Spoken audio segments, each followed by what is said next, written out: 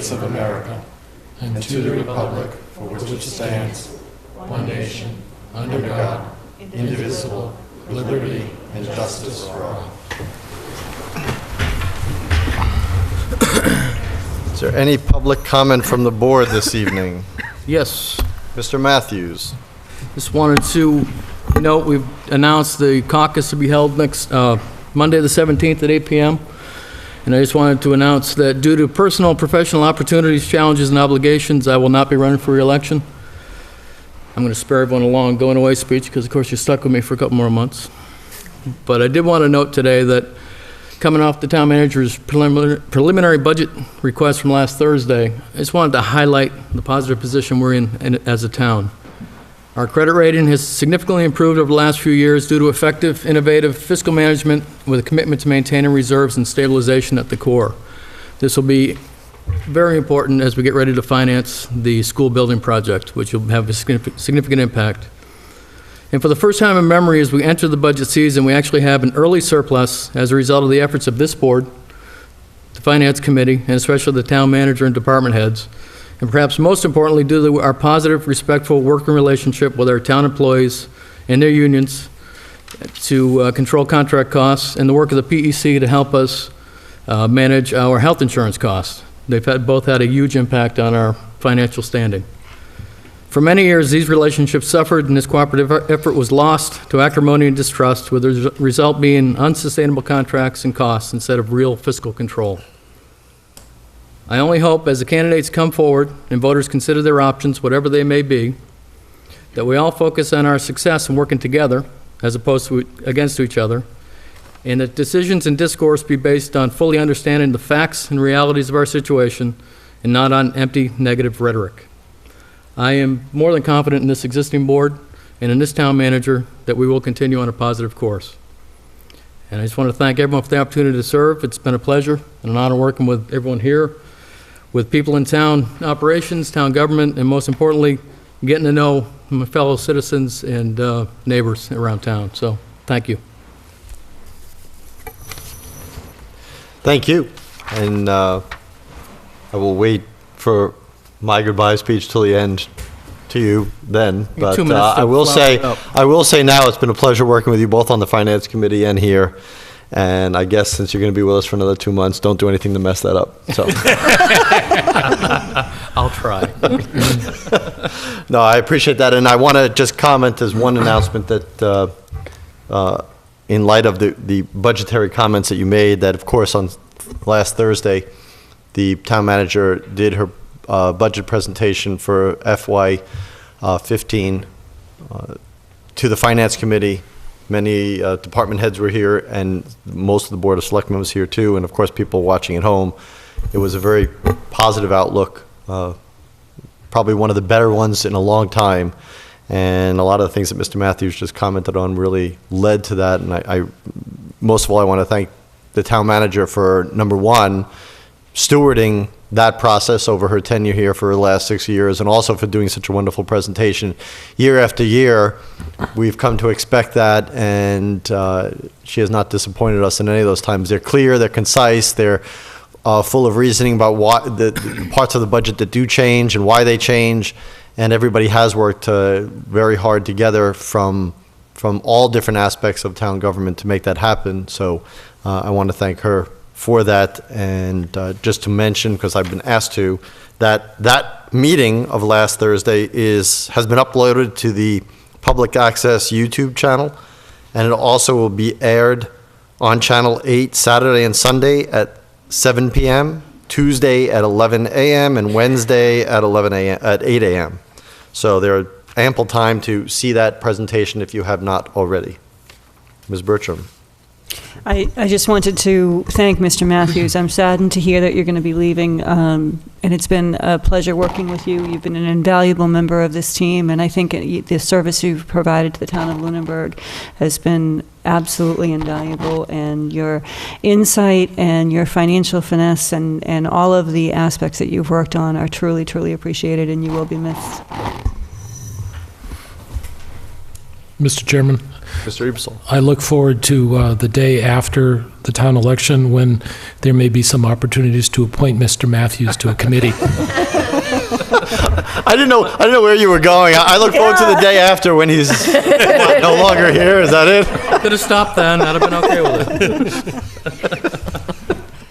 Mr. Chairman, Mr. Toll. I saw him first. There's a couple of committees I'd like to recruit him for, but I just didn't want to thank Dave for his service to the town and acknowledge as a friend and a colleague that I've really enjoyed working with him. Thanks. Okay, so given Mr. Matthews' announcement, I should then announce, as I was going to, that the Citizens Party Caucus is going to be held on Monday, March 17th, 2014. Do we have the time? This is at the Turkey Hill Middle School cafeteria. 7 p.m. 7 p.m. Okay. Thank you. And the positions to be filled, or that are open for re-election, are selectmen, 2 selectmen for 3 years, 2 Board of Health members for 3 years, an assessor for 3 years, a sewer commissioner for 3 years, 2 school committee members for 3 years, a park commissioner for 3 years, a commissioner of trust funds for 3 years, cemetery commissioner for 3 years, 2 library trustees for 3 years, a planning board member for 5 years, and a housing authority member for 5 years. So if you are interested in running for any of these positions, I recommend and suggest you attend the Citizen Party Caucus, where nominees will be entered and people will be voting on them. If you become the caucus nominee, you don't have to file papers. If you run and are not the caucus nominee, you still have the opportunity to be on the ballot by filling out papers, nomination papers that can be requested at the town clerk's office. So again, that's Monday, March 17th at 7 p.m. at the Turkey Hill Middle School cafeteria. And lastly, this Friday is finally, after I've been announcing it for several weeks, is the Are You Smarter Than a Sixth Grader game show fundraiser for the Boys and Girls Club of Lunenburg. I am having the pleasure yet again this year of emceeing it. It was a lot of fun last year. I look forward to being a lot of fun this year. They're still looking for sponsors. If you'd like to sponsor questions, if you'd like to sponsor sixth graders, if you'd like to form a team to play, you should contact Michelle Belisa at the Boys and Girls Club Center right here on Main Street. And it's for a good cause. It's a lot of fun, and it really helps out the kids who they serve, which is, of course, a growing number each year. So please come to that. That is Friday, March 7th at the Lunenburg High School Auditorium at 7 p.m. It starts.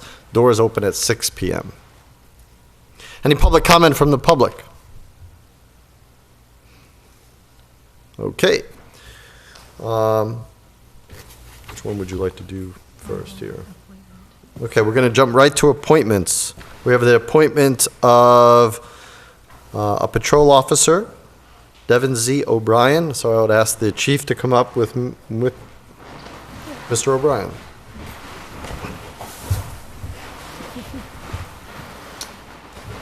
Good evening. Good evening. Chief? This isn't the first time that neither I nor Devin have been in front of you, actually. And yeah, I appreciate your support and all the things that I've done so far in the last year and a half in terms of trying to reconstruct the landscape of staffing at the police department. I gotta warn you, though, I'm gonna be back, and you'll probably see that in my budget presentation to the Finance Committee. And I apologize for not being here last Thursday night. That was my fault. That was a total oversight on my part. However, I'd like to introduce you to Devin again. He was in front of you before because as an officer in training, as you may recall, he, without even any regard for his own safety, jumped into Whalum Lake and saved a man who drove his truck, had driven his truck into the lake. At any rate, Devin, a resident of Lunenburg, a lifetime resident of Lunenburg, graduate of Lunenburg High School and Montechusett Regional Vocational Technical School. He comes to us from the Middlesex County Sheriff's Department, where he's been through their Corrections Academy. He's been to the Reserve Academy. He's spent numerous hours training with us, and we're pretty strict about our training program. We have a field officer training program. He's done numerous hours, I mean, probably in excess of 250 hours at no cost to the town, on his own, over the past 6 months. He's done it in probably one of the shortest periods of time in my recollection. He's a great guy. He gets along with everybody. His work ethic is superb. I can go on and on talking about Devin. I really think he's right now he's one of the best candidates for a full-time position, one which will cover a vacancy created when Chuck Deming retired. And this will bring us up to our full complement of 14, provided that we have no other issues in the meantime. Devin will be working as a reserve officer, as he is now, until the beginning of the academy, which starts on July 21st. I'd like to have his appointment effective July 20th, as per the Massachusetts general laws states that his ability to, or his authorization in terms of carrying out his police powers kind of goes away until he's trained. If we appoint him a full-time officer.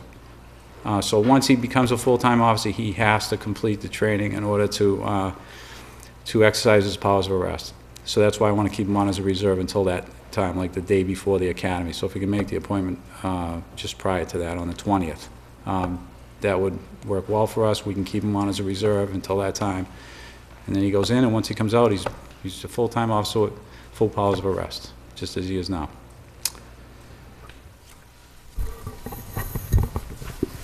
So I will amend my notice of appointment to appoint Devin Z. O'Brien as patrol officer effective July 20th, 2014. Anybody have any questions for the chief, Officer O'Brien, or the town manager on this appointment? No questions, just a comment, just again, Chief, you're doing a wonderful job in the year and a half you've been chief.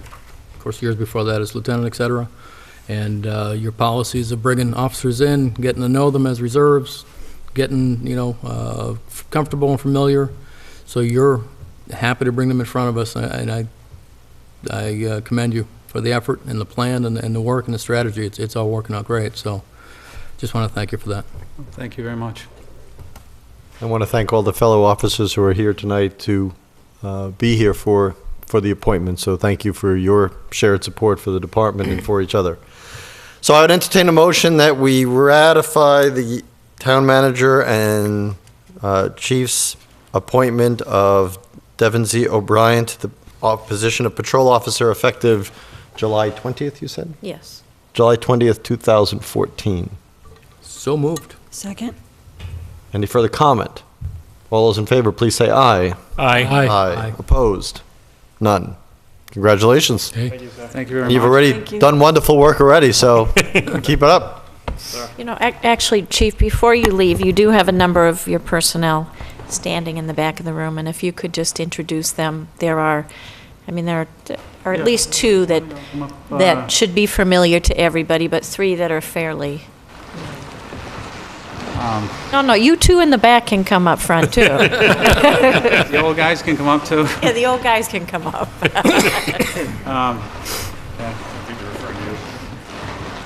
This is, first of all, this is Quinn Smith. Quinn was appointed back in July as a reserve officer. He, too, is going through the field officer training program and has put in countless numbers of hours on his own without being paid to go through this training. He's doing a wonderful job. I hope we can consider him for a full-time job sometime in the future.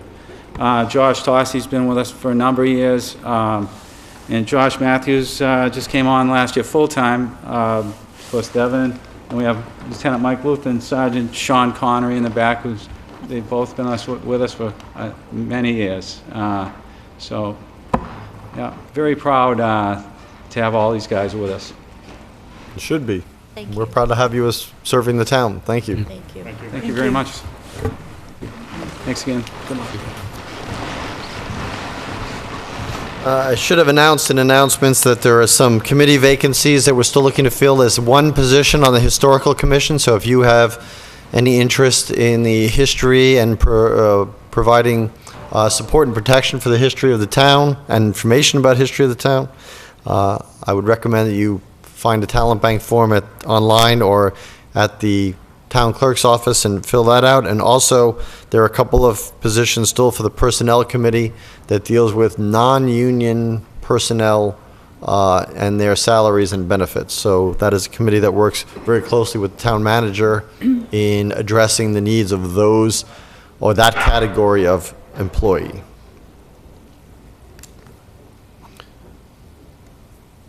We have an Eagle Scout, or we?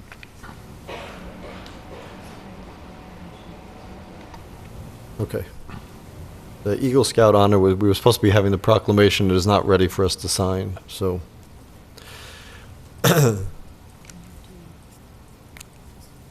This one? Yeah. All right, so we're going to get an update on the mass broadband project and implementation from the IT director. So.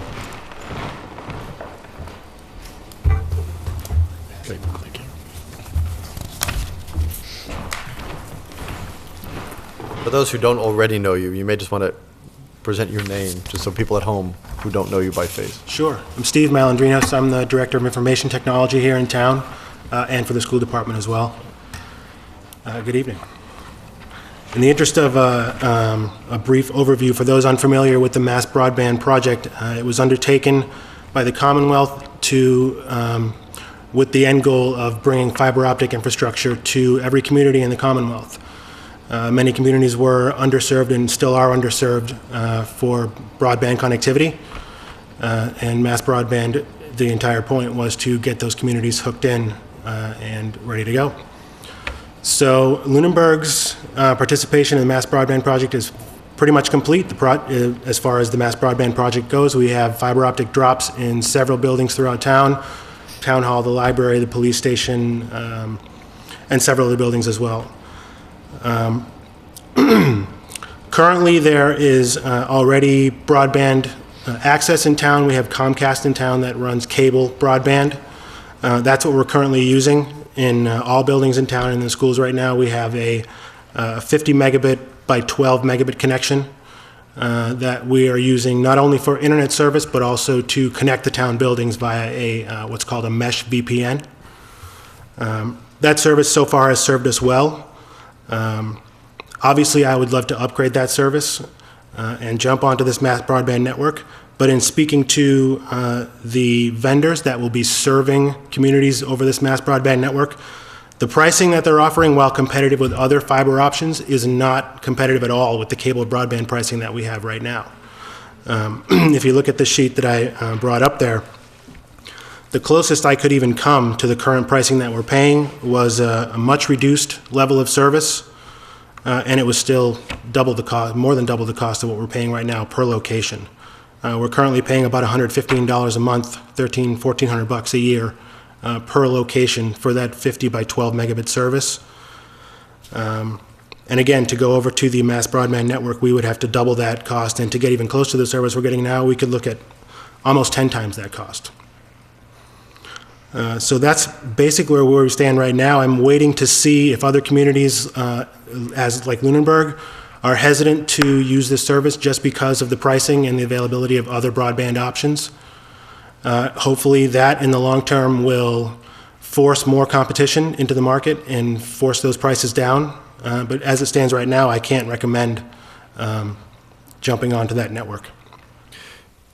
A couple of things. So as the liaison to Mass Broadband Institute, and we have another conference call this Thursday and Friday. So I have to choose which day I can make it. But so first of all, what we're paying now, just go over the cost of what we're paying out at Comcast. You said 100 and how much? It's $100 a month per location for the broadband and $15 a month. And how many locations are we connecting? We have the town hall, the police station, DPW, the library, senior center, and that's it on the town side. So I didn't count how many. That's 5, 5, okay, so that's $500 a month. plus $15 a month for a static IP address. Okay, so I'm missing the cost then. So how is the cost what it is here? This is per location, I'm sorry, I should have noted that. Oh, okay. This Per cost is location. broken down per, so, Yes, okay, so, for instance, Crocker Communications wants to charge us $2,700 per location. correct. Have you communicated back, I know you've had some dealings with people at Mass Broadband. Have you provided them any feedback about these pricing? I have, yeah. I expressed my surprise that the pricing was, I will bring this up on the, this is good information for me as a liaison, because when I get on the conference call, this is going to be the first question that gets asked when they open up the questions, because I'm looking at these. I mean, I don't expect it to be exactly competitive, maybe, I mean, identical. right. But, I mean, these are kind of outlandish. I mean, I would I use that agree. word. Yeah, and I mean, when you get into this 50 by 50, that's obviously a much improved service to what we have now. Right. Over fiber, the connections are slightly more stable. That bandwidth is guaranteed as opposed to shared bandwidth on the Right. cable broadband network. But again, I mean, the cost benefit is, it's not even close. I would expect the Crocker 1010 service to be, with a little bit, let's just say $3,000, be at the 50/50 level, then it makes sense. Right. I agree. But I mean, because this is just, yeah. I mean, these are Some of the numbers these are were 1990 outlandish. T1 prices. Yeah, some of the numbers were outlandish, Right. absolutely. So I will bring that back. So that is important. And I'm sure that as this matures, since it's just been finalized, as this matures, I mean, remember, this project was aimed primarily at the western part of the state, many of places that did not have either fiber optics by Verizon or cable access. Right. So they had nothing. They had dial-up still. Getting any access, although if they're looking at these costs, I'm sure they're not terribly, and they're happy to have access choices, but I don't know that's much of a choice. I agree. But anybody else have any questions about this project and where it stands and where the IT director, the information that he has provided us? Just that I'm making the assumption that based on what you just said, we're going to continue with your current strategy until such time as the prices become more competitive, and then you'll look at it again? Absolutely, that's my plan. Thank you. And then the question I have is, are the schools in this mix as well? They are, the pricing is the same. Same, would be the same, all right, so we just have the same issue. Is there any demand within existing services of people saying that the current system is not fast enough for what they want to do? Not that I've heard. We're typically well above and beyond any requirements for like state testing in the schools, things like that. We're always ahead of the curve in those areas. Okay. And then the only other question was whether Mass Broadband was going to provide any services to the public access system with how they do operation and download of programs or anything else like that, whether there was need. Nothing beyond what I've outlined here. Okay. Thank you. Now, they have provided at each location, and again, they've done all the buildings, all the community anchor institutes, except for DPW, again, as I've noted many times. And they've provided all the equipment. So this price is just to run, for these companies, to run a line that was publicly funded. I Correct. just want to Not make sure even- that I'm no going to ask, physical I'm going to ask a infrastructure very involved. pointed question on Thursday and Friday. I just want to make sure I get it right. You are absolutely correct. Okay. This is just for broadband service. Right. They would Not even know- equipment, not many of equipment. these Lisa, actually they've include- given us the equipment. Absolutely. Mass Broadband, so just so people are aware, all those institutes, all this building, the Ritter building, the new library, the schools, the police, the public safety building. Senior center, Excuse me? senior center library. Senior center. So they all have equipment there, and the service is all tied into there. All the cabling is run. So this pricing is just for somebody to run a service on a network they didn't even build, that was publicly funded. That is about as close to insanity as I can think from somebody who works in IT. So I'll make sure that that message is conveyed. I'm very happy to hear that. Any other questions while we have the IT director here? Off-the-cuff questions about anything? I don't hear anything, no, about IT, about IT. The meaning of life, yeah. I can say that where in the past, when, we were using line of sight from this building to the schools and everything, there were constant complaints that I would get. I do not field any. So thank you for the excellent job that I think you're providing here, both in infrastructure and also customer support. So I hear only good things. Thank you. Thank you. It's nice to hear. Okay. Thank you. Thank you. 7 o'clock, right on time, as we say. Mr. Frank Ciretti from Powers and Sullivan to go over our FY13 audited financial statements. Thank you for having me here tonight. I'm Frank Ciretti, partner with Powers and Sullivan. For the audit, we issue 3 different reports. You should have, I think everybody probably has, a copy of the financial statements, a report on federal awards, and then a management letter. I thought I could go over the report on federal awards first, because that's a pretty quick one, probably take about 5 or 10 minutes to go over that. And then I thought I'd go over the financial statements and leave the management letter for last, if that's okay. So the report that he is going over is the last document in your packet. And this is the same information that was distributed maybe 3 or 4 weeks ago at this point. You probably don't even really need to be looking at the report, though. I'll go over it. I'll just give you the highlights of it. So the report on federal awards is required for entities that expend $500,000 or more of federal funds during a year. The town expended $1.2 million, so you were over that threshold and qualified for that audit. And what that means is that some of the grants need to be audited, and there's compliance requirements that need to be tested for with the grants. We were required to test the special education program. That accounted for $490,000 of the expenditures that were incurred, and that was about 40% of the total expenditures. Of the $1.2 million, $139,000 was expended on school lunch, $602 was on education grants, and $490 on disaster assistance.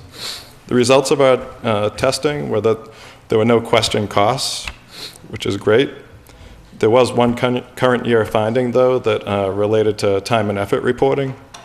Monthly personnel activity reports are required to be kept on hand to support employees' time when employees are charged more than one federal program. And we found that those personnel activity reports were not being done. We talked to the superintendent about it, and it's our understanding that procedures have been put in place so that is now being done on a go-forward basis, so it shouldn't be an issue going forward. The opinions in the reports are unmodified, which is the best that you can get. So with the exception of the time and effort reporting, it was a very good audit. So that's really all I wanted to mention about that report. If anybody has any questions, I can take them. Otherwise, I can move on to the financial statements. So for the financial statements, we end up coming out twice a year to do our audit work. We were out for our preliminary work in June 4th, and we were out for 4 days, and what we're normally doing that time of the year is taking a look at the retirement system disclosures, because we can do those at that time of year. They're a 12/31 year end. Other post-employment benefit liabilities, we can do those disclosures. We can audit long-term debt, the budget. We also review internal controls. We do site visits. We go to the treasurer's office, to the collector's office, to the accounting office, and we update our understanding of what they're doing, document any changes, and then assess risk and design our audit plan around that. We came back out for our year-end work November 4th, and when we come back out for that, we're finishing our audit work. We're cleaning up any loose ends from our preliminary work. We get a copy of the town's trial balance. We then load that into our software, and then we start auditing all the components of the balance sheet. We perform our audit procedures, compile the financial statements, and that's the main focus of the work that we're doing at year end. from a timetable standpoint, so we completed our year-end work on November 13th. We issued drafts on December 3rd, and the final reports were issued on January 8th. To us, that's a very good timetable. It means that the town was ready for us when we came in, that the books and records were in very good shape. There were no adjustments that we had to propose to correct errors on the ledgers, so that was really good. And we were able to get through the audit because we were provided with the information that we needed, and we got answers to the questions that we asked on a timely basis. So, in our opinion, it was a very good audit from that standpoint, and you can see that by the time frame in which everything was completed. Some of the major components of the balance sheet that we look at are cash and investments, which totaled $8.3 million. Receivables were $15.4 million, and that was made up of $7.6 million in special assessments, $4.3 million that was due from the Mass School Building Authority, and $1.4 million of subsidies that are due from the Mass Water Pollution Abatement Trust. Capital assets totaled $46.3 million. 35.2 of that were town assets, and the other 11.1 were sewer assets. Accrued payroll, that was $1.1 million. And then your other post-employment benefits liability, which is now up to $14.4 million. That's the liability for retiree health insurance. Compensated absences, which is the liability for accumulated sick and vacation time, that was $1.7 million. And your long-term debt totaled $25 million. 15.8 of that was town debt, and 9.2 was enterprise debt. As part of the audit, we also test transactions, and we test the transaction cycles. We look at expenditures, we look at accounts payable, we look at payroll, we look at journal entries, we look at receipts. And through all of that testing, we found that the systems were operating as designed. We found that the approvals that should be in place were there. We found that transactions were coded properly, and we found the controls to be working as designed. So there were no issues related to that. So I'm happy to report that. Overall results of the audit report includes an unmodified opinion, which is the best you can get. It means the financial statements conform with generally accepted accounting principles and also include all of the disclosures required by the Government Accounting Standards Board. Some other important notes: all the reporting deadlines were met in terms of getting us the information that we needed. The information that we received was accurate. Responses to our inquiries were timely, and there were no internal control issues which would have been reported as significant deficiencies or material weaknesses. So those are very good results from our standpoint. It really, the fact that the information was provided timely and that it was accurate, it really helps along with the audit process, makes things go very smoothly, and it was a good audit from our standpoint. And then to just give you some financial highlights of some things on the financial statements, I think some of these things probably contributed to your bond rating increase that you were talking about. Your general fund, on a budgetary basis, you had a $123,000 surplus. As a result of that, you didn't have to use any free cash to balance your budget. Your operations are structurally sound. Your revenues exceeded your budget by $74,000, which was 0.3%. Your expenditures came in slightly lower than your budget by $34,000, or 0.1%. So your budget's managed well. Real estate and personal property tax collections continue to be excellent. You had a 99.2% collection rate, so that was great. Your total unassigned fund balance in the general fund was $1.6 million. That's 5% of your budget. The rating agencies like to see 5 to 10%, so I'm sure that boded well in your favor. And that was made up of your general fund unreserved fund balance, which was about $386,000, and then the money that you have in your stabilization funds. You $1 million in the general stabilization fund and $227,000 in the zoning stabilization fund. For the sewer operations decreased by $267,000 during the year. That's consistent with the prior year, and the main reason for that is depreciation expense, because the sewer is maintained on a full accrual basis in the financial statements. Solid waste recycling operations had an increase of $14,500. The prior year was a decrease of $6,900, so that was an improvement. Capital assets, you had additions of $850,000 during the year. For governmental additions, $505,000 of that was related to roadway and other infrastructure, $104,000 for roof repairs, and $106,000 for 3 new snow trucks that I assume got a lot of use this winter. Sounds like that was a wise decision. And your sewer fund had $11,000 of additions. You purchased an industrial fan and a new pump drive. And the last thing related to the financial statements is just your debt. You had a $115,000 bond anticipation note out at the end of the year, and that was to cover a snow and ice reimbursement that was due. And then, as I mentioned, your governmental debt was $15.1 million, but you had $1.1 million in special assessments that's going to help cover that debt. Your sewer debt was $9.2 million, and you had $6.4 million in special assessments that was going to help fund that debt. And your general fund debt service is at 7.6% of your total appropriations. We consider that to be a good number. To us, that's telling us that you're maintaining your assets and your infrastructure. And those are really the things that I thought, would be good to highlight in the financial statements. And if there's any questions, I can take those. Otherwise, I can move on to the management letter. Anybody have any questions about that part? Okay. For the management letter, there were 13 prior year comments. 3 of those were considered to be resolved. The other 3 more were partially resolved, and then there were 7 that were unresolved. I wasn't really planning on talking about all the prior year comments, but if anybody wanted me to talk about any one of them, I'd be happy to. We also introduced 3 new comments this year. The first one related to employee reimbursements, and employees are required to submit documentation now when they submit for reimbursement, and we didn't find any cases where there wasn't proper documentation on hand.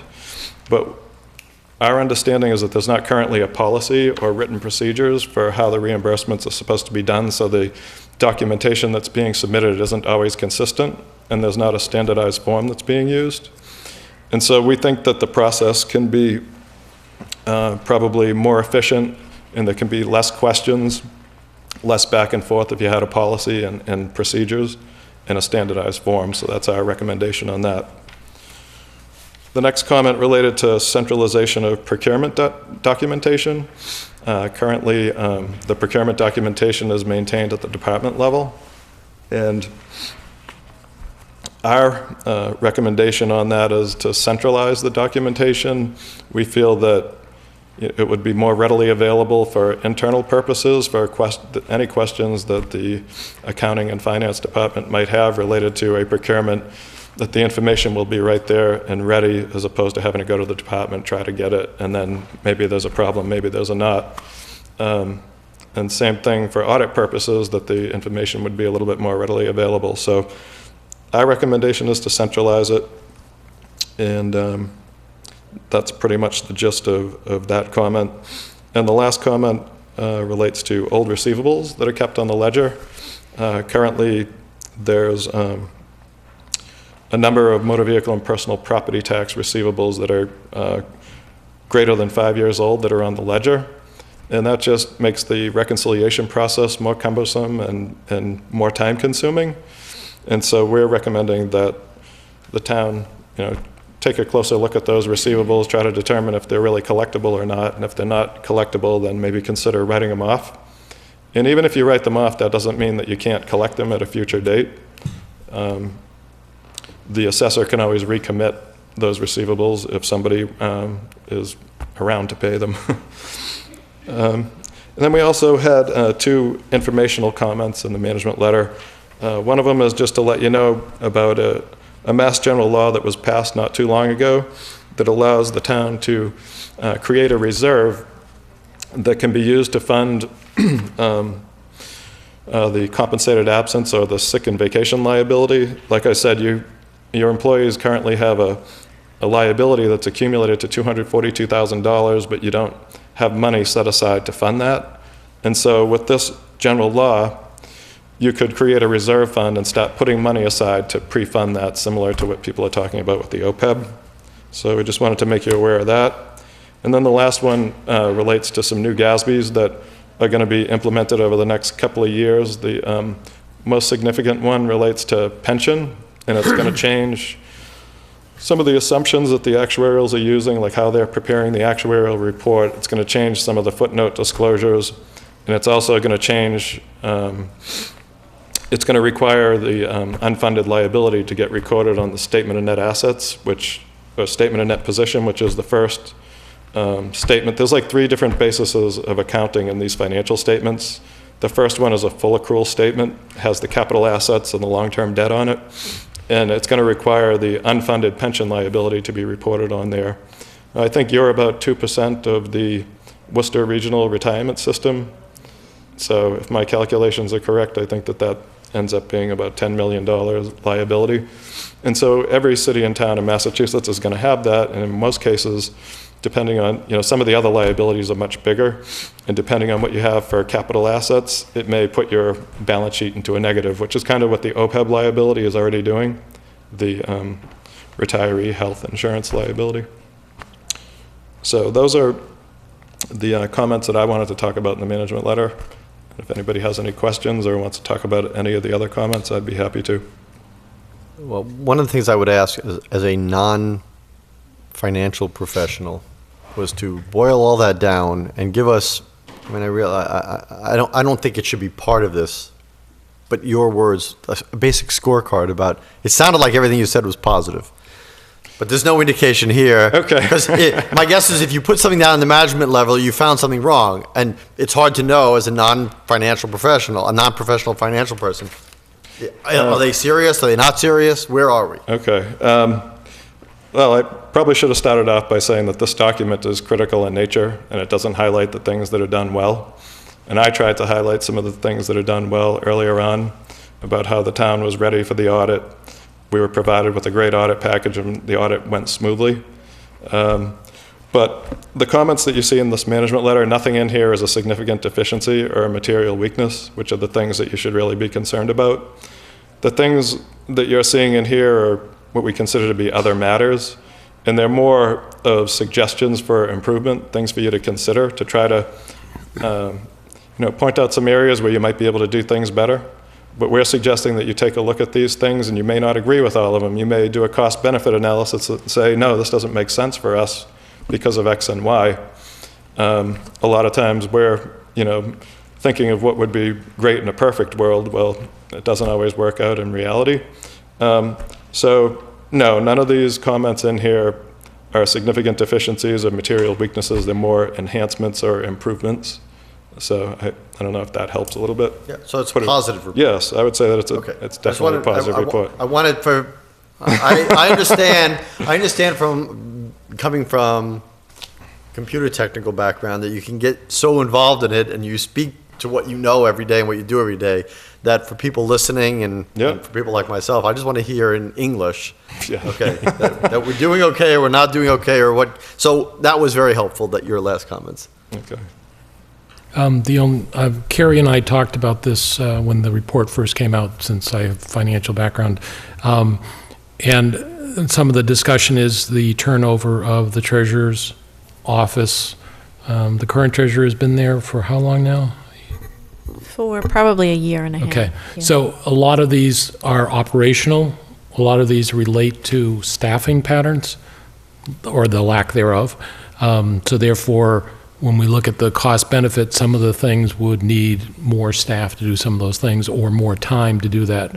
And certainly the new treasurer, we've already talked to her and seen some improvement on some of the collection process there. So my looking at the various items there are items that can be dealt with during the year, procedures, policies, implementation of different things.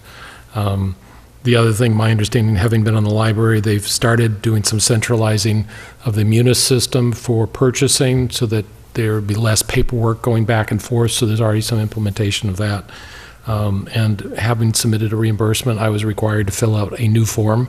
And so therefore, they've already started implementing some of the things there. Could I just make a comment about that? I think in terms of the comments with the treasurer collector's office, I wouldn't say that I don't think we need additional staff. I think a lot of it really is just time and position, and the critical things are keeping the current receivables current. And as the auditor said, the collection rate is 99.2%, so she's doing a very good job there. Some of these other things, they're just old outstanding items that you pick away at as you have time. And I think the longer that she is in the position, the easier it's going to be to be working on these. I think the comments about procurement, that is something that is of concern, because we never had a person dedicated to procurement, but the position in the selectman's office that was cut a couple of years ago, a significant portion of that person's time was with procurement. And that definitely is a concern, and that's part of the reason why probably the procurement paperwork is not as centralized as it may have been in the past, just because departments are doing more of their own procurement than they had in the past. We are looking at, I think, really just scanning all of the procurement paperwork and putting it into Munis so that it's easily accessible. I think that's an option that we are looking at. And I did also want to point out that the town accountant is not here this evening because she had a family issue that she had to take up. She would have been here otherwise. Mr. Chairman, the other item is I would compliment both the town manager, the accountant, and the treasurer for the collector for the work that's being done on this. I've been able to see improvement just from an outside, not even being as a selectman. And then the only other question is that, is there a funding plan in process with the Worcester County Retirement as part of our assessment that towards the liability of the employee retirement costs, health insurance? The funding schedule, the fully funding of the Worcester retirement system, I believe, is 2040, okay, which is I believe that's the maximum that's allowed by state law at this point. So this item will be on our discussions for till 2040, unless something happens sooner to fund that. But I'm glad we're moving ahead on that. One other comment about the compensated absences. While we don't have a fund set up for compensated absences, we have for the last, fiscal 15 will be the third year in a row that we actually budget something, put something in the budget for what we anticipate to have to pay out as sick leave buyback for retirees. But we don't, we're just doing that on a budget basis based on an estimate of what we think we would have to pay out. Any other comments? Well, I appreciate you coming out and explaining this to us. I'm glad to hear the report of how well the team in Lunenburg Town Hall was to work with, and that everything was timely and accurate. I think that speaks volumes in and of itself. So, and I thank you for taking your time to explain and go through the details, or the highlights, I should say, of each of the reports. It's a pleasure. Thank you for your time. Thank you. Thank you. Thank you. Thank you. 7:30, continuing our on-timeness. Mr. James Sharkey, our wiring inspector, is going to do a review of wiring fees on solar projects, or wiring fees and solar projects? Wiring fees for solar projects. Okay. Specifically the commercial ones, because the residential solar projects are already, is part of our fee schedule. Excuse me. Thanks for seeing me. This is an extraordinary type job. We don't have anything in our fee schedules to cover it. So I talked to Kerry and I talked to Mike Savageau, and he said, they both said, why don't you go see the selectmen and come up with a plan? So here's my plan. First of all, you should all go out and take a look at these projects. They're unbelievable. Especially the one on Chase Road. It's huge. A residential permit for a solar project is $100. And for that, you get, whatever, however many inspections it takes. Usually it takes 2. Most of the inspections I've done so far, and I've done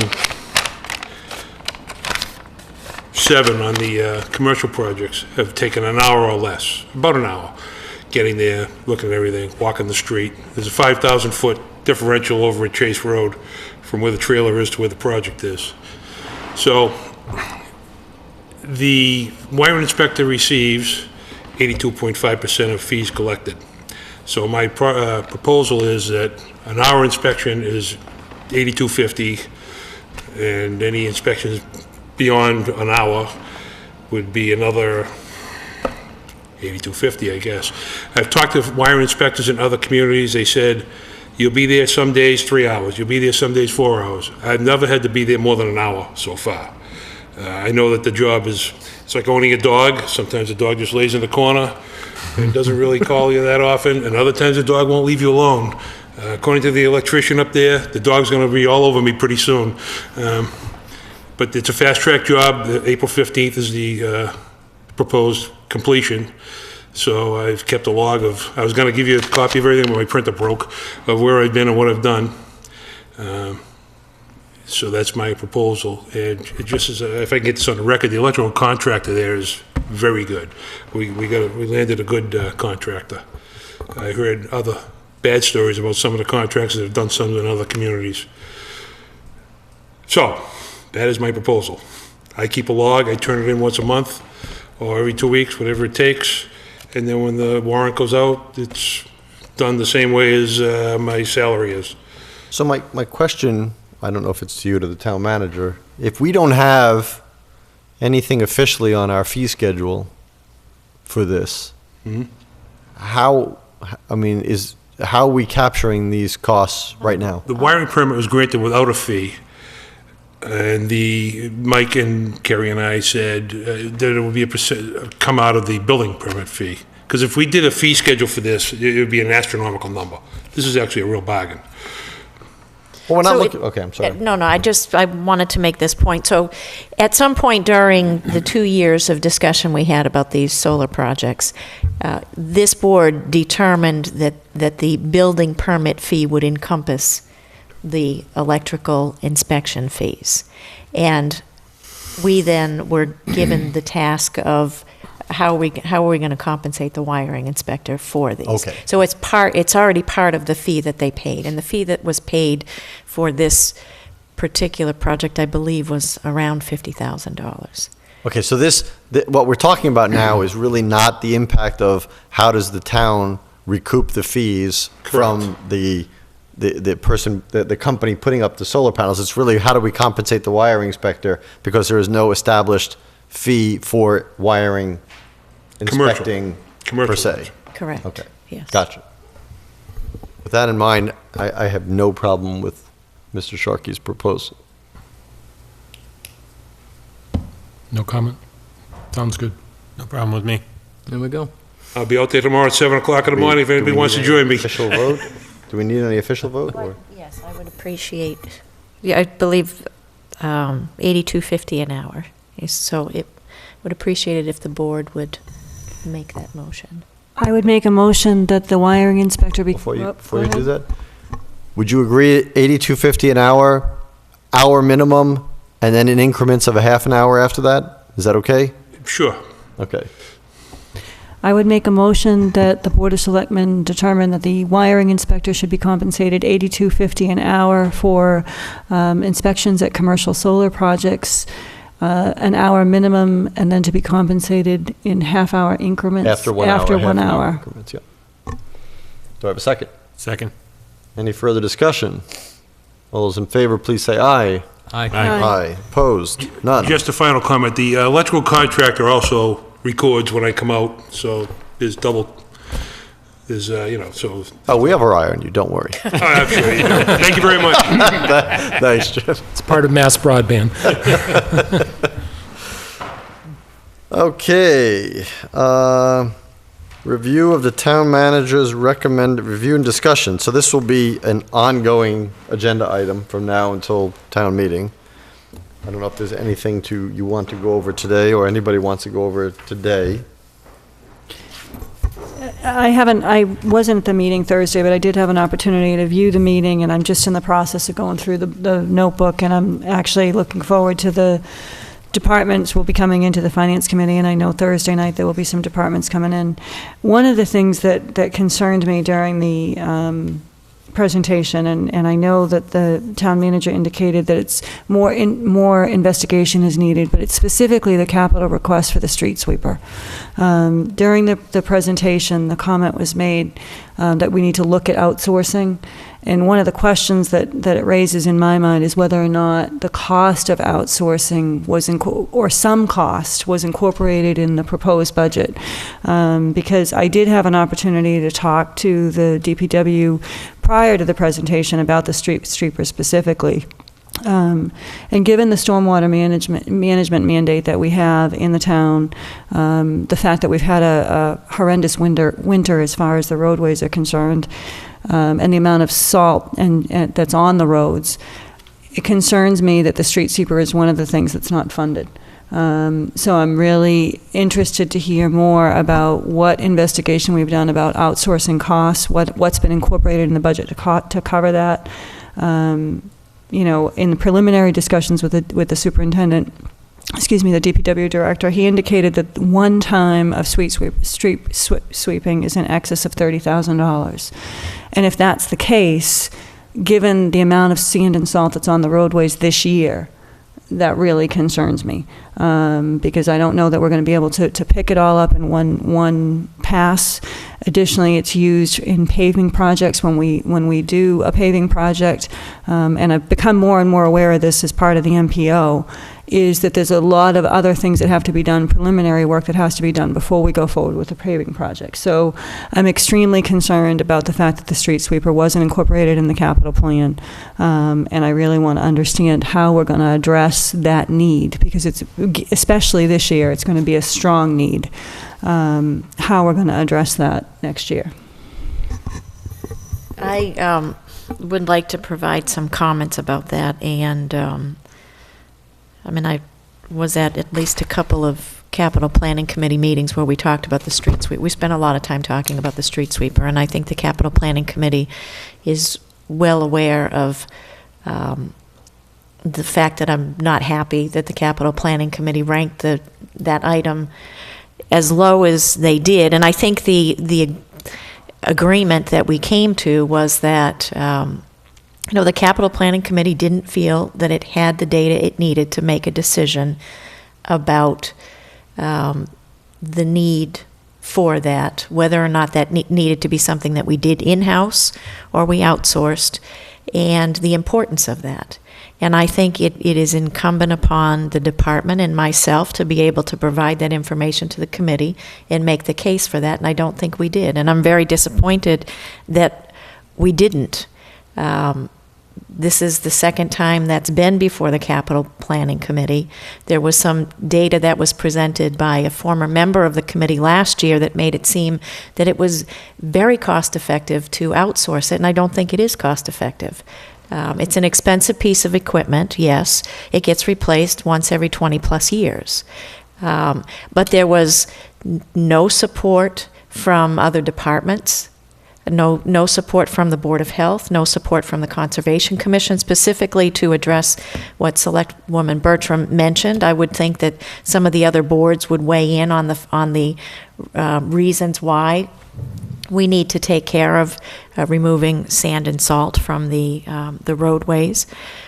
So unfortunately, I don't think it was handled as well as it could have been, but the agreement that we came to was that we needed to bring the right data back to the committee so that they could make a proper evaluation of that. I understand DPW director's not happy with it, but unfortunately, the committee didn't feel that it had the data that it needed. I do, and I appreciate that. I just think it is a discussion we need to have, because from a stormwater management standpoint, and I'm surprised that Conservation didn't weigh in, because it is a significant concern. It's an incredible cause of pollution for lakes and wetlands, and having 3 lakes in our community, that's obviously a prime concern for the town of Lunenburg. And I just think that moving forward, the winter this year has been incredibly hard on our roadways, and I think we've got to look at what we're putting in pavement management. I think we do have to get more aggressive on, and involved in the MPO, and I think we're fortunate that we do have a couple projects before that we're looking at grants, but we've got to be more proactive in that. And I think as a community, we really have to look at the funding that we have in road management, because our roads are deteriorating. You can drive anywhere in the town of Lunenburg, and this winter has been incredibly hard on already deteriorated infrastructure. And, we've got $10 million worth of roadway and pavement in this town, and if we continue to allow it to deteriorate, we're not going to ever be able to come back to where we need to be. The other comment that I have is on the fleet maintenance, and I know that it was talked about in the presentation that we now have a fleet maintenance software program that was implemented, and I think one of the Finance Committee members also asked for this, and I would like to see what that fleet management software is showing for equipment replacement for the cruisers, for the fire department, for so that we can have, and I'm assuming we can get this from the software that was implemented, a spreadsheet of, what the expected life of each piece of equipment is and when we need to replace it. And I think that's what she was requesting the other night. So that's something I'd like to see as part of our discussion. Those are the highlights of what I saw from so far. Mr. Chairman. Mr. Knoll. As a member of the Capital Planning Committee, I just want to reinforce that notwithstanding Mrs. Bertram's concerns, which I share, the prioritization decision was primarily based, if not exclusively based, on lack of data and lack of support.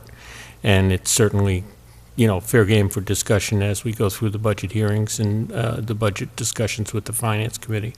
But that was very much taken into consideration, and that was one of the driving forces to prioritize the street sweep where it was prioritized. One other topic that I did want to also ask, and I intend to follow up with on the town manager, but I did want to bring it up, is there was a comment made that the town hall, that we would look at that and appointing a committee to look at it and what's going to happen moving forward.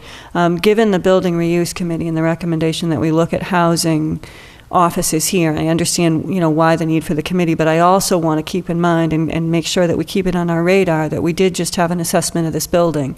And what was presented was a 5-year plan to rehabilitate this building. And it's basically from the ground up, because there are structural needs that need to be addressed within this building that have a fairly significant cost. So, as we get into a committee, we've got to start there. And there's some, I believe, and the town manager can correct me, but it's over $1 million worth of rehabilitation that's proposed to this building.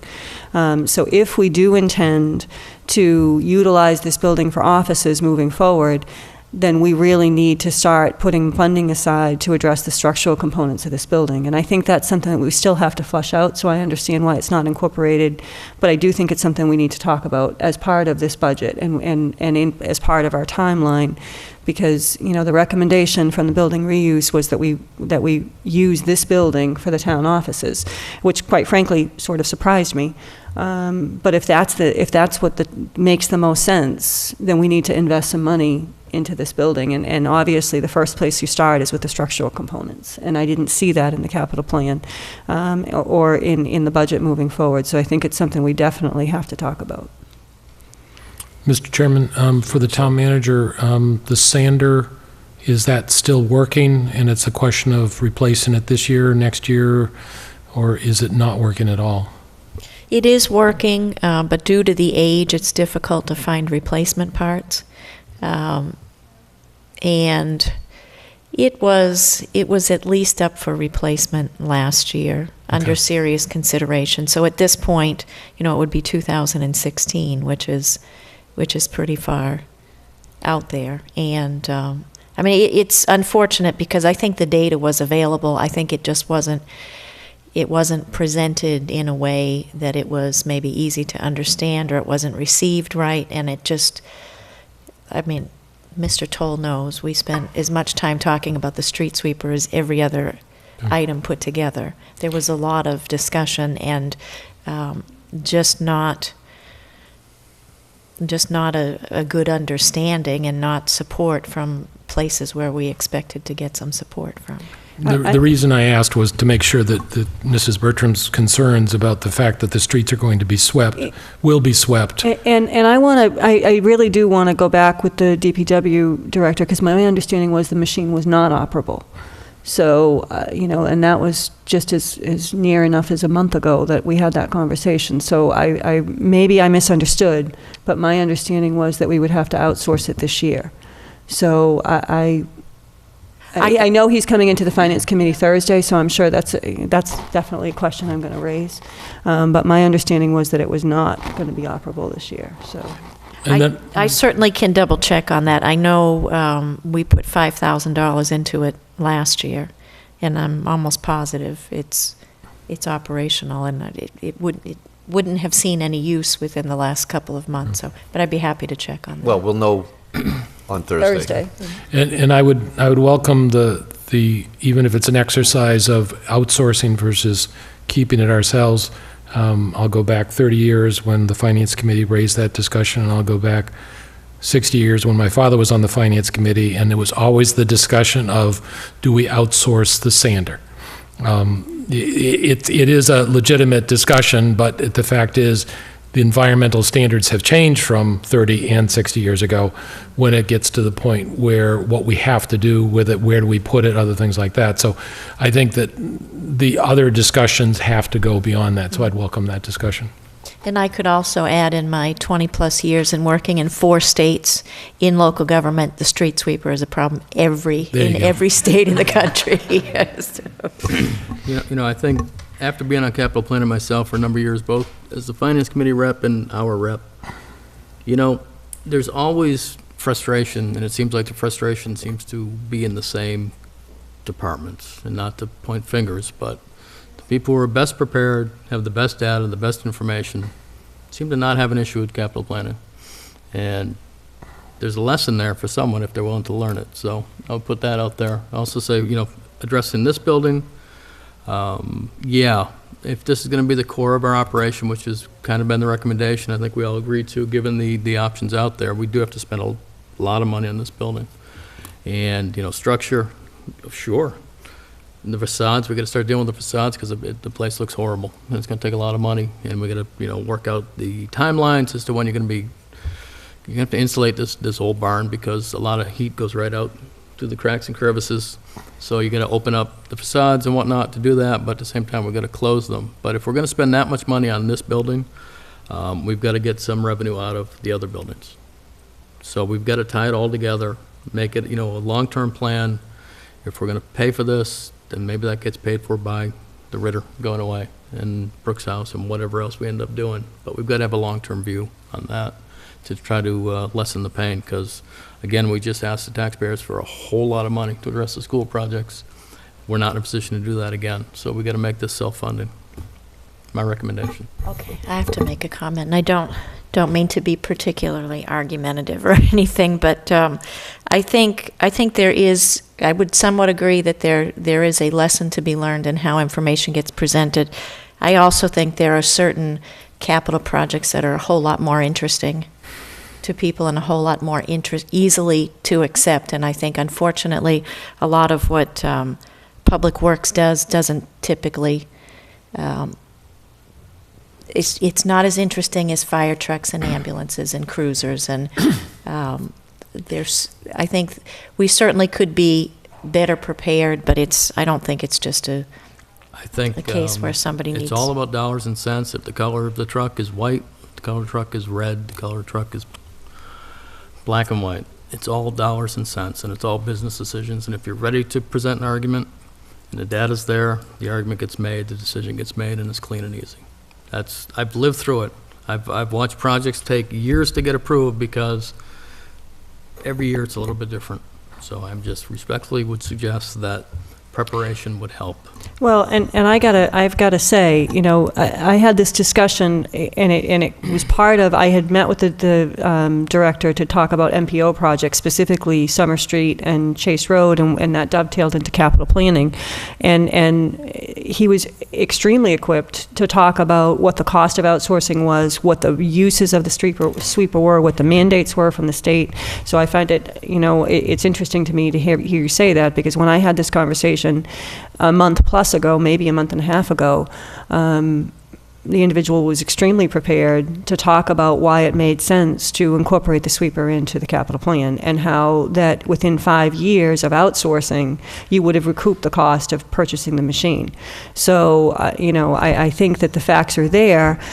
Whether or not it was a persuasive enough argument, I don't know. But certainly, during my conversation, the individual was very prepared. That conversation did not happen at the Capital Planning Commission. Well, Committee. I can tell you that a month and a half ago, it absolutely happened. So I'd be very interested to hear what happens on Thursday night. What we're dealing with here is a failure to communicate. Okay, so, Could be. so there are things that people on this board would like to talk about. And I certainly think there's enough projects and enough things as far as personnel and capital that people would like to see addressed in their own departments, and many of them warranted, and many of them that we don't have the funds for. Just for the one thing that I would say is, now that the middle school and high school has passed, to me, the single most important underfunded line item is the pavement management system to me. It affects everybody in this town, with the roads not only subjected to the snow and the salt and the sand, but just the varying temperatures going from incredibly freezing to 50 degrees and thawing. The cracks and the fissures and the potholes opening up everywhere I drive in town are pretty substantial. And some, we've already talked about streets that already were at complete failure. Well, that list is growing. And I think it's easy to say, and I don't think it's even really in dispute, that if we keep using the same amount of money without increasing it every year, it's just going to continue to increase, because we're not even stabilizing what we have. That's critical. I wish I knew what the best solution to do with this is. I agree with Mr. Matthews. Certainly after this school project has been passed, there is certainly no way that anybody is going to be in favor of any kind of operational increase, but we need to find a way, because that is the single biggest item now on plate that I think is underfunded. So that's my own. I just want to add to one of the comments Mr. Matthews made, and that is relative to this building and the need to move forward some of the recommendations of the Building Reuse Committee, such as the sale of the Brooks House, or looking at, the sale of some other buildings to help fund any repairs made to this building. I do think it's a discussion we need to have, whether or not, how we're going to move forward with the Eagle House project, Eagle Heights, whether or not we're going to move forward with that, whether or not we're going to move that building, what we're going to do with the Brooks House. I think those are conversations we really need to have sooner rather than later, because we need to have a game plan on how we're going to proceed. I agree. Mr. Chairman. Mr. Ingersoll. The only, attending the hearing too, I just note, and people will be hearing it as the individual departments, is that the police department asked for additional funds, the fire department asked for additional funds, school is not funded at the requested level, in addition to the pavement management. So we're looking at $2 million worth of different money. The town manager provided the 5-year forecast earlier this year, end of last year, in order to see what the needs are, and that's where the deficit were. And then, as was promised, a balanced budget is being presented as it required. I think that as we look at everything, we look at the budgets, I think the manager has done a good job of trying to redirect funds slowly in various directions to make sure we get back on track of where we need to be. I think the road pavement management over the years has suffered during the downturns, and then when we came back up, they weren't refunded. And this is a multi-year, decade issue that's gone on at that point. So certainly we'll echo that. We do have different needs. How do you compare a road to a fireman to a police officer? That's something that we all have to look at during the budget process.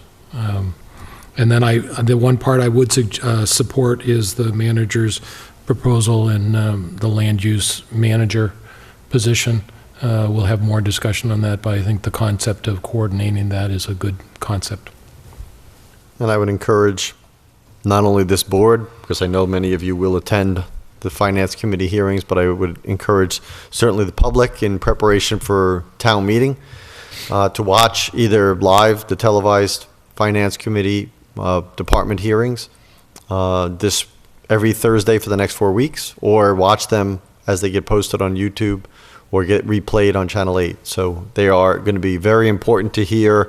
After the town manager gave the town-wide budget, to hear each individual department talk about their own particular budgets, I think is also very, very helpful to see where their requests came from and why certain things from their standpoint did or didn't get funded. So again, those are every Thursday for the next 4 Thursdays.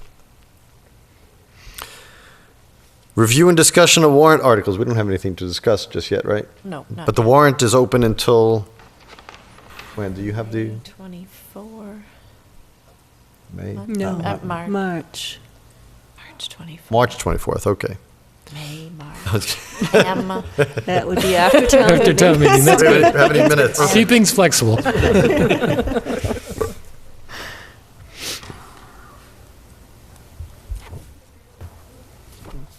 There's minutes, warrants, accounts payable in the amount of $572,107.34.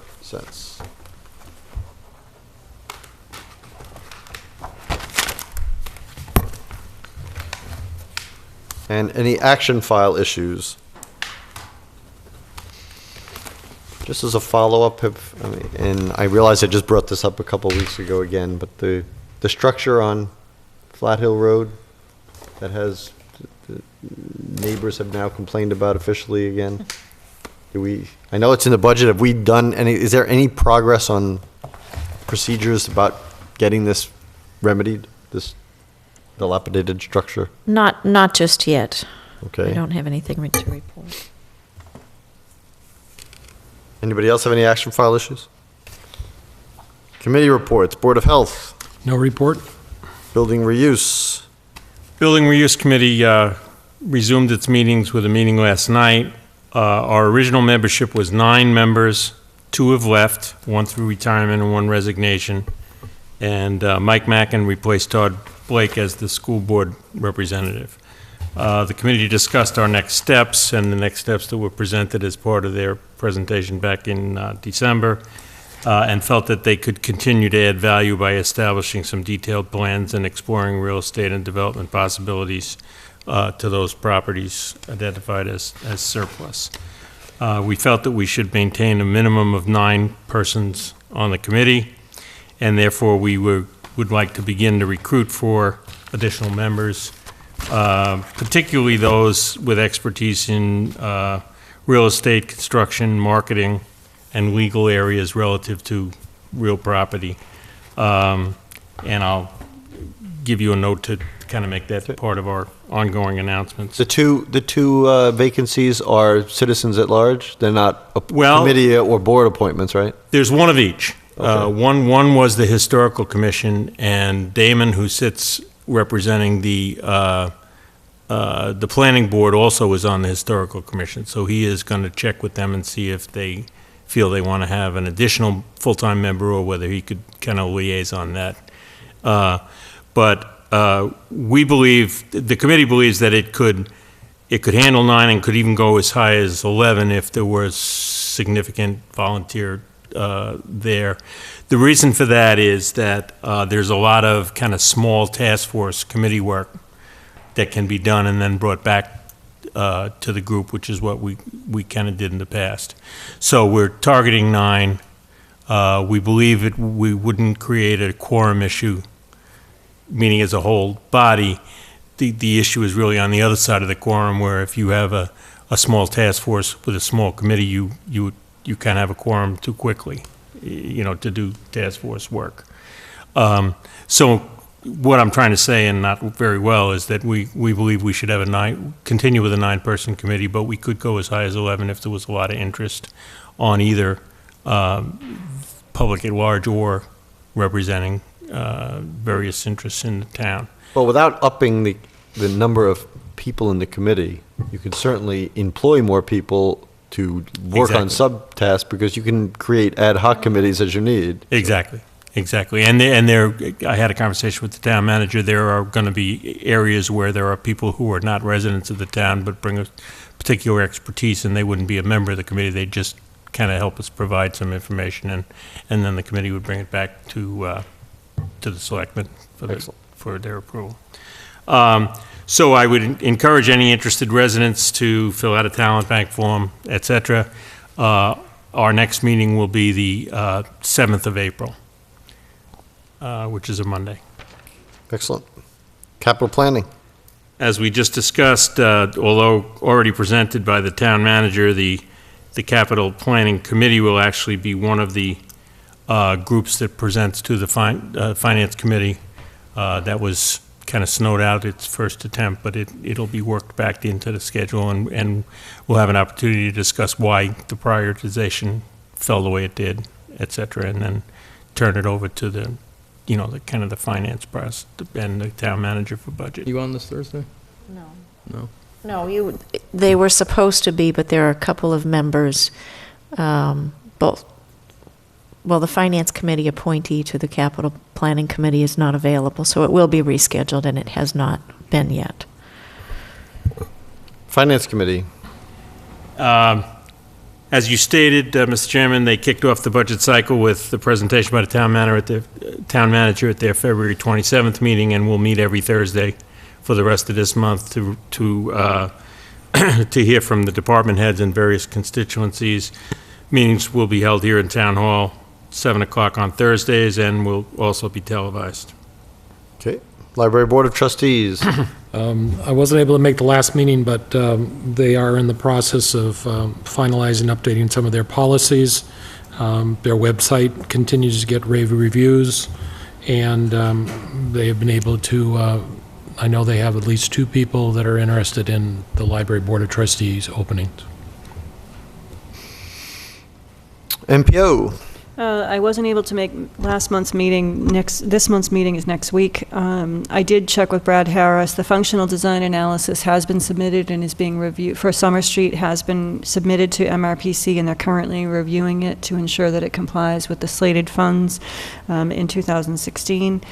And Chase Road is still awaiting project number and approval from Mass DOT. Okay. Planning Board.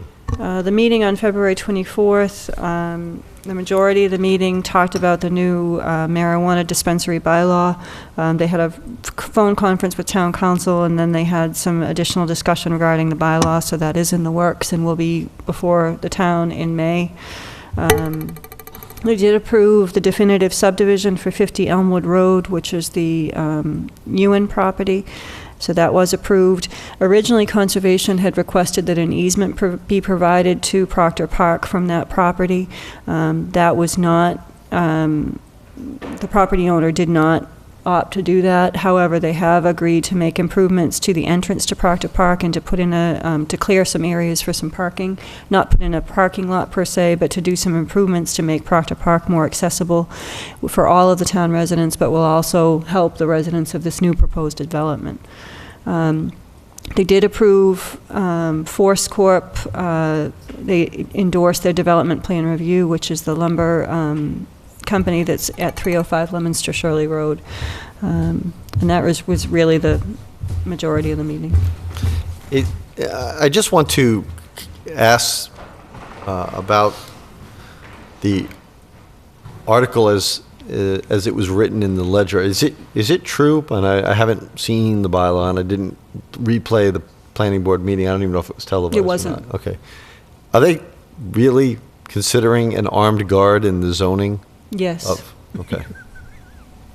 That was absolutely. That will be a matter of discussion, I guess. That was absolutely discussed at the meeting. Okay. I just wanted to make sure that it wasn't misreported, that No, it was accurate. it was not misreported. Okay. Do we need an armed guard at CVS? No, that was talked about as well. So that's still, it was something that was discussed. Okay, I just wanted to make sure that I had it accurate. There'll be a time for us to discuss the warrant articles when they come in, I guess. One of the things that I do think that's going to be important, and this is outside of planning board, but as I had mentioned to you at one of our last meetings, the project at Elmwood Road is going to require some significant maintenance of a couple large detention basins that are proposed for that project. And I know that the DPW director had sent the planning board some concerns regarding the ability of the town to maintain those structures. And as we get into these bigger developments, and especially, the larger, this is a very small development, but it's still going to require some significant maintenance, some mowing, some maintenance of detention basins that may actually have to be dredged and cleaned and maintained further down the road. As we all know, our existing infrastructure, we can't maintain. So as we keep adding these elaborate drain systems and stormwater management systems, I'm very concerned about the ability of the town to maintain them, as is the DPW director. So I think it's something that we're going to have to brainstorm about and talk about how other communities are addressing this, because, this has a couple storm scepters that are going to require maintenance and vacuum maintenancing, and it's not within the planning board's purview to deny a plan based on the fact that it's going to require significant maintenance on the town's part, but we as a community are going to have to figure out how we address that. Well, that isn't one of their purview? I thought their purview was to protect the town. But they can't deny a plan from a subdivision perspective if it meets all of the subdivision requirements. But one of the subdivision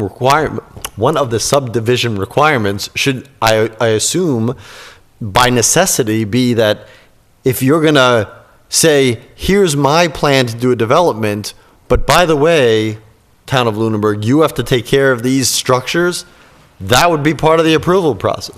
Denial process. Well, and I think that's a discussion we need to have, and we talked about the need to have a workshop with the planning board, but my understanding is that under the subdivision control laws, if they meet the subdivision requirements, and they meet the stormwater requirements by law of being able to accommodate stormwater drainage, once the roadway becomes accepted, now that's the big thing, is if we never accept the roadway as a community, then we don't assume responsibility for the stormwater system.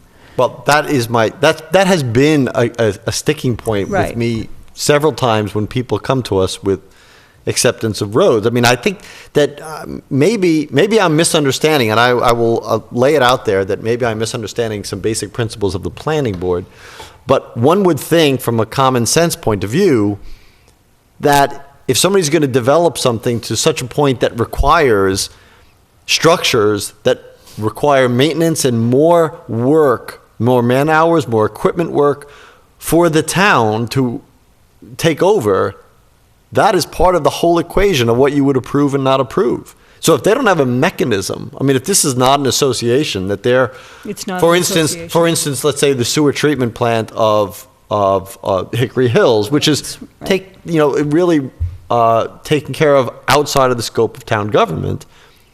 If somebody's going to make a huge detention pond that has a structural presence that needs to be maintained, that has annual maintenance that needs to be dredged and things, I mean, these are important things about whether we let those kind of developments go through or not. I would completely agree, and that's why I think it's something we have to talk about, because as these projects go forward, and there are numerous that are going to require more and more manpower and more work on behalf of the town of Lunenburg that we simply don't have. Right.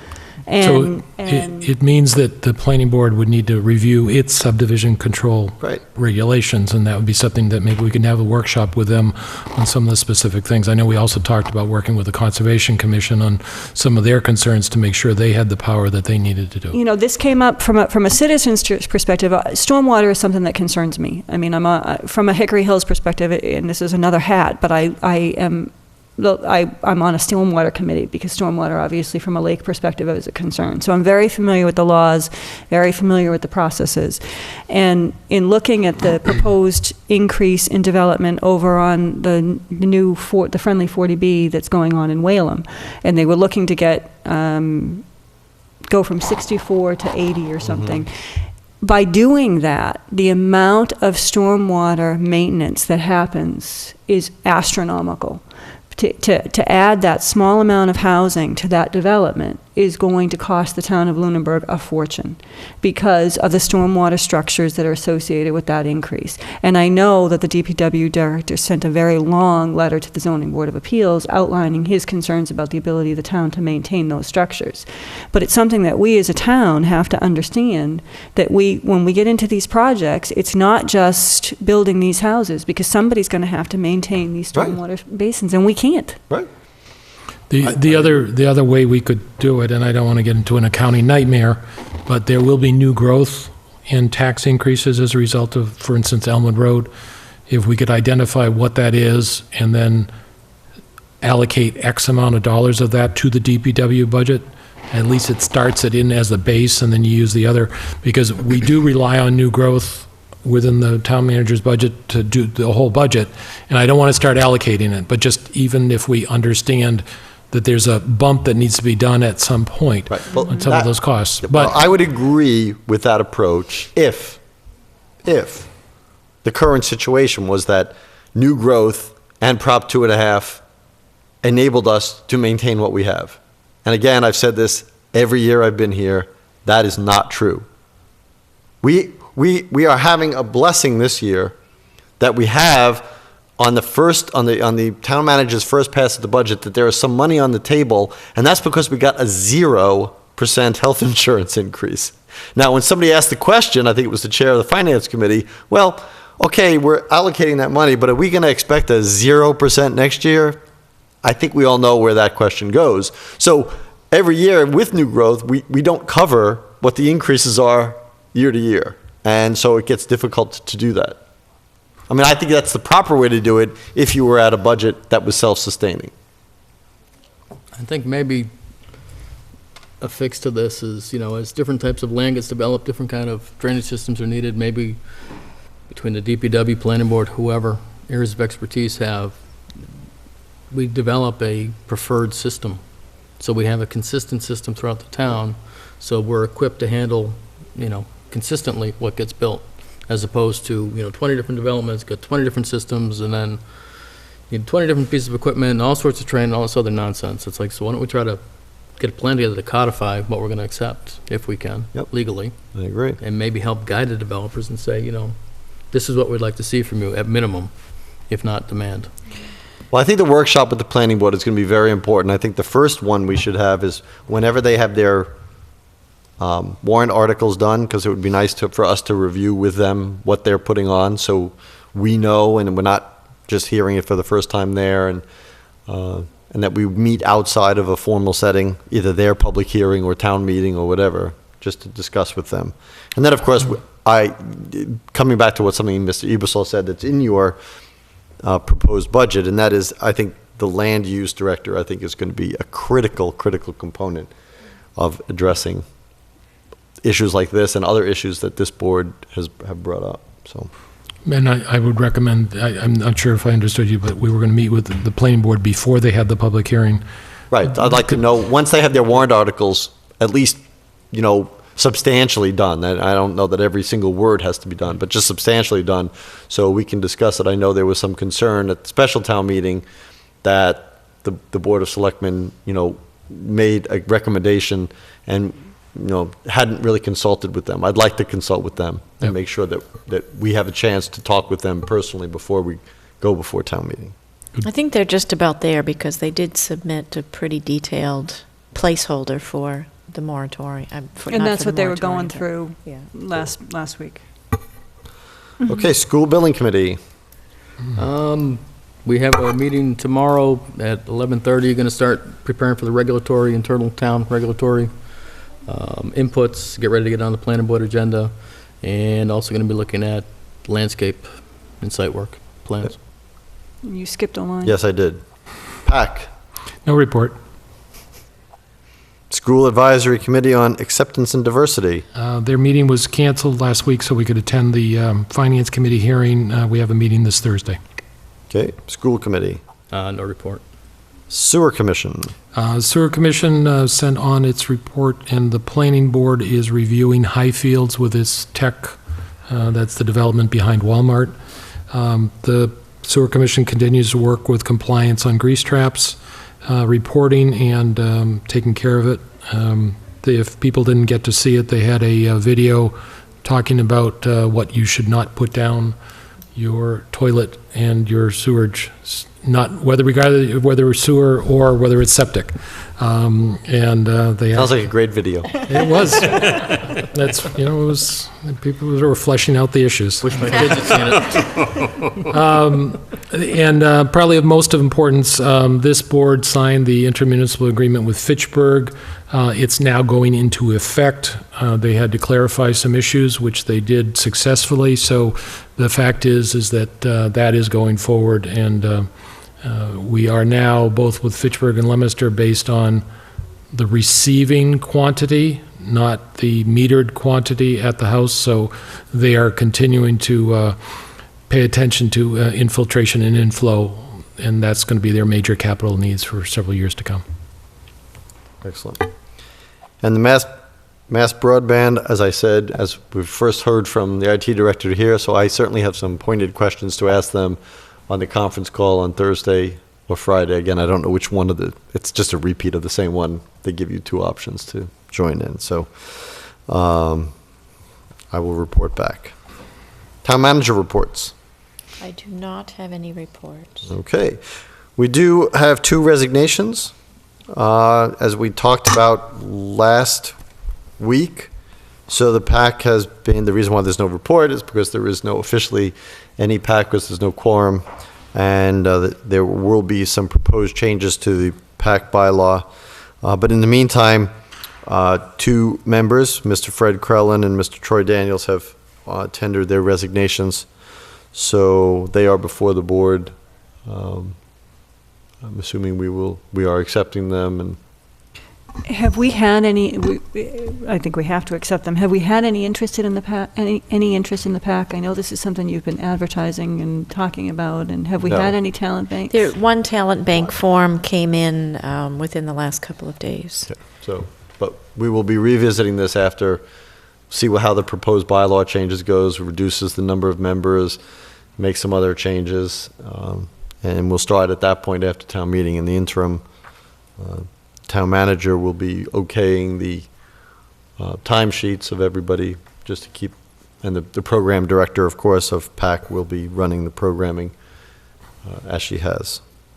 Just want to take a minute to note that Mr. Krellin did indeed serve long and hard on that committee. He tried awful hard to get things going for a lot of years. I mean, going back as long as I can remember. So Right. I do appreciate his service there. And that's what I was about to say too. So as we have done for long-serving members, I'd like to present him with a letter thanking him for his years of service. Actually, I think you do it for all members who resign, not just long-serving members. I'm not 100% sure of that. We could look, but I'm not 100% sure of that. If you don't, you should. You should be thanking your volunteers. Fair enough. I will do what, it is my offer as chair. Certainly as a committee, as a board, we can decide as a whole how we want it to be approached. So I don't know that there's any established policy. If we would like to have one, I'm all ears.